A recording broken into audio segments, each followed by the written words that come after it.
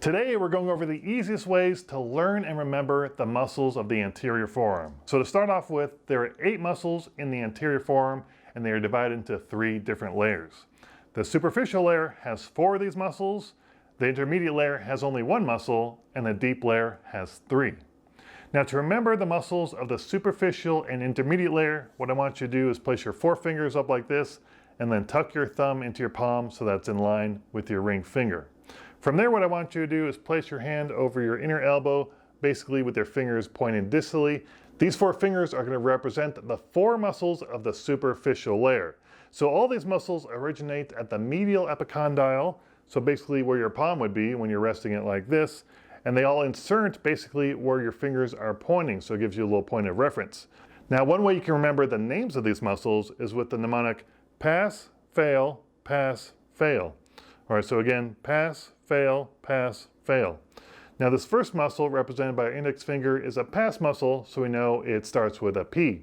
And basically it runs right to the radius underneath your index finger, and if we imagine it contracting, what it would do, it would just pronate the wrist.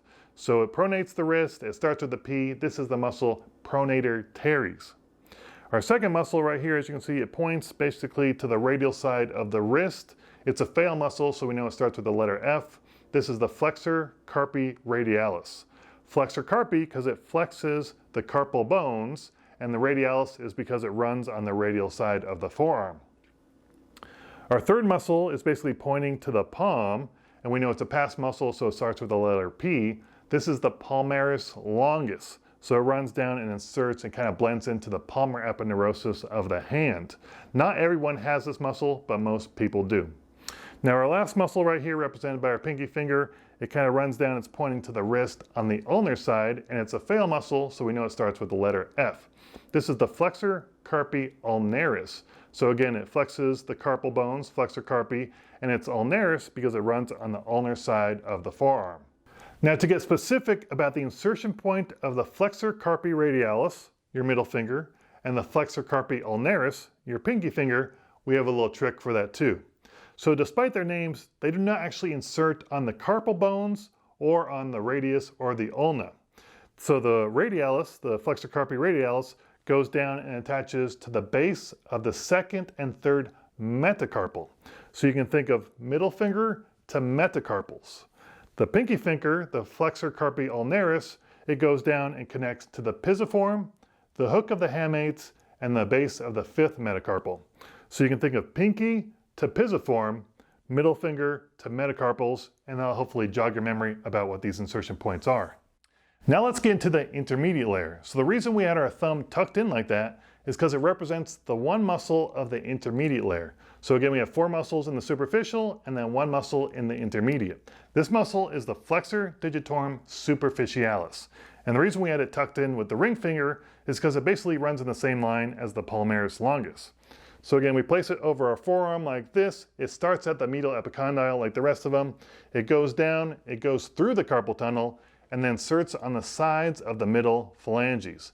Now one way you can remember that basically is that it's superficial, it's not deep enough, it's not going deep enough to the distal phalanges.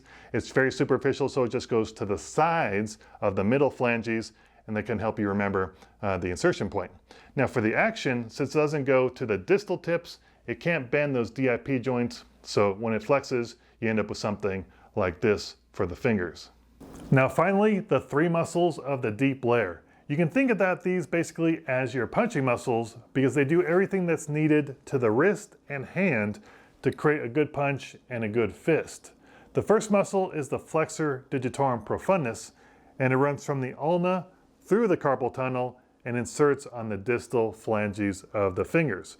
So when it contracts, it can curl all those fingers together. It can even curl those DIP joints and creates the start of a good fist like that. Now, of course, we have to get this thumb out of the way, and that's the job of the flexor pollicis longus. That originates on the radius and inserts on the distal phalanx of the thumb and allows you to curl that in all the way. Again, really getting close to a good fist there. So if you're basically like this, well, what's the last thing you need to do? Well, you have to turn that wrist over, and that's the job of the third muscle, the pronator quadratus.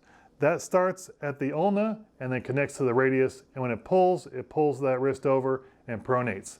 So those 3 muscles working together, Flexor digitorum profundus curls those fingers all together. Flexor pollicis longus curls that thumb in, and the pronator quadratus pulls that wrist over, and you got basically a good punch there. Another reason you can think about why it's the punching muscle is because that P in punching can help you remember the names of these muscles, because each one has a word that starts with P. We have the pronator quadratus with a P, we have the flexor pollicis longus with a P, and of course the flexor digitorum profundus with a P. Another reason to help you kind of remember those names by thinking of them as the punching muscles. Now lastly, for the innervation. The good news here is that most of the muscles are innervated by the median nerve. In fact, only 2 of the muscles in the anterior forearm are innervated by the ulnar nerve. The first of those 2 muscles is the flexor carpi ulnaris, which is good because ulna is already in the name. So you can think of ulnaris and you know it's innervated by the ulnar nerve. The second muscle is the flexor digitorum profundus, and actually it's divided in half. So half of the profundus is innervated by the median and half is innervated by the ulnar. So it's innervated by 2 nerves, and I think, wow, that's really a profound idea. Innervated by 2 nerves, very profound, very deep. So that kind of helps me remember that it's 2 nerves for that muscle, and that's the only muscle in the anterior forearm that's innervated by 2 nerves. All right, that covers the muscles of the anterior forearm. I hope some of that stuff helped you out. As always, stay tuned because we're going to cover the rest of the arm as well. Thanks for watching, and of course, good luck on your next test.